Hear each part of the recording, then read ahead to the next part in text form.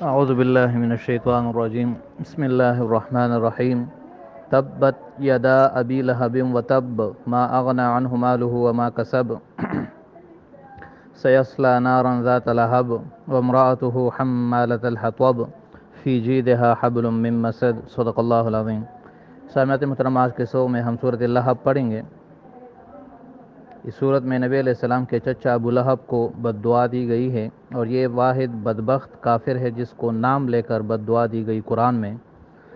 اس کے علاوہ قرآن میں کسی اور کافر کا نام لے کر اس کو بد دعا نہیں دی گئی، حالانکہ نبی علیہ السلام کے بڑے بڑے دشمن تھے۔ ابو لہب کے علاوہ ابو جہل، عقبہ بن ابی معیط، اور اس کے علاوہ ولید بن مغیرہ اور اخنس بن شریق، اور باقی بہت سارے بڑے بڑے نبی علیہ السلام کے دشمن تھے، لیکن ان کا نام لے کر کسی کو بد دعا نہیں دی گئی۔ یہ واحد وہ بدبخت ہے جس کا نام لے کر اس کو بد دعا دی گئی اور اس کے نام پر یہ صورت اتاری گئی۔ لہب کا معنی ہے شعلہ، ابو لہب کا معنی شعلوں والا، تو چونکہ یہ بڑا خوبصورت تھا اس وجہ سے اس کی کنیت ابو لہب پڑ گئی، ورنہ اس کا اپنا نام عبد العزیٰ تھا اور نبی علیہ السلام کا چچا تھا رشتے میں، تو اس لحاظ سے سورت کا نام سورۃ لہب رکھا گیا۔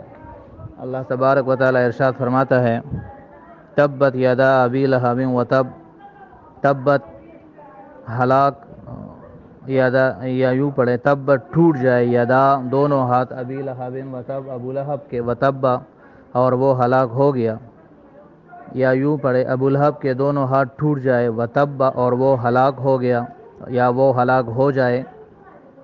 ما اغنى عنہ مالہ، نہ اسے اس کے مال نے فائدہ دیا، وما کسب اور نہ اس کی کمائی نے۔ سیصلی نارا ذات لہب، ان قریب وہ اس آگ میں داخل ہوگا، ذات لہب جو شعلے مارنے والی ہے، وامرأتہ اور اس کی بیوی بھی اس کے ساتھ داخل ہونے والی ہے، حمالۃ الحطب جو ایندھن کو اٹھانے والی ہے۔ حمالہ کے معنی اٹھانے والی، یہ مؤنث ہے، حمال سے بوجھ اٹھانے والا، حمال اور حمالتن بوجھ اٹھانے والی، اور حطب ایندھن کو کہتے ہیں۔ فی جیدہا اس کے گردن میں، حبل ایک رسی ہے، من مسد کجور سے بٹی ہوئی، یا لوہے کی زنجیر، لوہے سے بنی ہوئی مضبوط زنجیر۔ جید گردن کو کہتے ہیں، حبل رسی کو کہتے ہیں، اور مسد کجور سے بنی ہوئی رسی یا لوہے کی زنجیر یعنی لوہے سے بنی ہوئی زنجیر، یا کسی گوگل کے درخت سے بنی ہوئی مضبوط رسی۔ یہ تینوں معنی مسد کے ہیں۔ سامعین محترم، یہ ابو لہب نبی علیہ السلام کا چچا ہے، جسے میں نے پہلے بتا دیا۔ ایک مرتبہ نبی علیہ السلام کو صفا پہ چڑھے اور اپنے قوم کے مختلف قبائل کو پکارا اور سب کو دین کی دعوت دی، جس پر ابو لہب کھڑا ہو گیا اور نبی علیہ السلام کو کہا کہ اللہ تجھے ہلاک کرے، کیا تو نے ہمیں اس لیے جمع کیا تھا؟ اور تو اس پر اللہ تعالیٰ نے یہ آیت اتاری اور نبی علیہ السلام کی طرف سے اس کو بد دعا دی کہ ابو لہب کے دونوں ہاتھ ٹوٹ جائیں اور وہ ہلاک ہو گئے۔ دونوں ہاتھوں سے مراد اس کے دونوں بیٹے ہیں، اور وہ خود بھی ہلاک ہو جائے، اور ایسا ہی ہوا کہ وہ خود بھی ہلاک ہو گیا اور ایسی بیماری میں مر گیا کہ کوئی اس کے قریب نہیں جا سکتا تھا، انتہائی گندی بیماری میں، اور اس کو پھر ایک گڑھے میں ڈال کر دفنایا گیا، اور اس کے دونوں بیٹے بھی ہلاک ہو گئے۔ اللہ نے فرمایا نہ اس کا مال کام آیا نہ کمائی۔ مال سے مراد وہ جو اس کو اپنے ماں باپ کی طرف سے ملا، اور کمائی سے مراد وہ جو اس نے خود کمائی، یا کمائی سے مراد اس کے بیٹے ہیں۔ اور اس کا آخری اخروی انجام بیان کیا گیا کہ وہ جہنم کی آگ میں داخل ہوگا۔ جو ابو لہب تھا وہ ذات لہب میں داخل ہوگا، اور اس کی بیوی ام جمیل کنیت تھی، اروا اس کا اپنا نام تھا، یہ بھی نبی علیہ السلام کی سخت ترین دشمنہ تھی،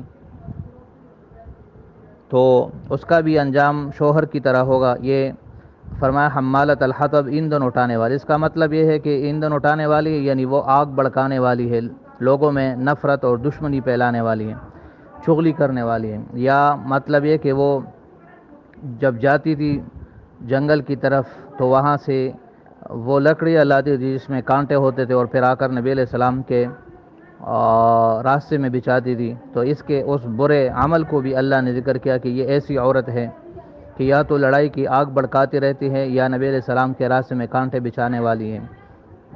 فرمایا اس کے گلے میں رسی ہوگی، تو یہ اس کا جہنم کے اندر حال بیان کیا گیا یا اس کا دنیا میں انجام بیان کیا کہ کس کی موت اس طرح ہوگی کہ اس کے گلے میں رسی ڈالی جائے گی اور اس طرح اس کی موت ہوگی، اور ایسا ہی اس کے ساتھ ہوا بھی، اور آخر میں بھی اس کا انجام یہ ہوگا کہ جہنم کے اندر لوہے کی زنجیر اس کے گردن میں ڈال دی جائے گی، اور اس کو اور اس کے شوہر کو جہنم کے اس آگ میں جو بہت زیادہ تیز ہے ان دونوں کو وہاں پر ڈال دیا جائے گا۔ تو اس صورت میں بتایا گیا کہ کسی کا رشتہ اگر کوئی قریبی رشتہ بھی ہے لیکن اگر اس کے اندر ایمان اور اسلام نہیں ہے تو اللہ کی نظر میں اس کی کوئی حیثیت نہیں ہے، جیسے ابو لہب۔ تو اللہ تعالیٰ کی نظر میں جو قربت ہے اور جو مرتبہ ہے وہ ایمان اور اعمال صالحہ کی وجہ سے ہیں۔ اللہ تعالیٰ ہمیں بھی ایمان اور اعمال صالحہ پر استقامت نصیب فرمائے اور کفر، شرک اور تمام اعمال سیئہ سے ہماری حفاظت فرمائے۔